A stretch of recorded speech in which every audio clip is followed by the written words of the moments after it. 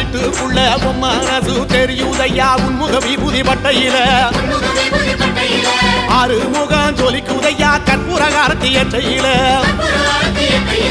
அறுபட வீட்டுக்குள்ள உன் மனசு தெரியுதையா உன்முக விபூதி பட்டையில ஆறுமுகம் ஜொலிக்குதையா கற்பூர காரத்தி எற்றையில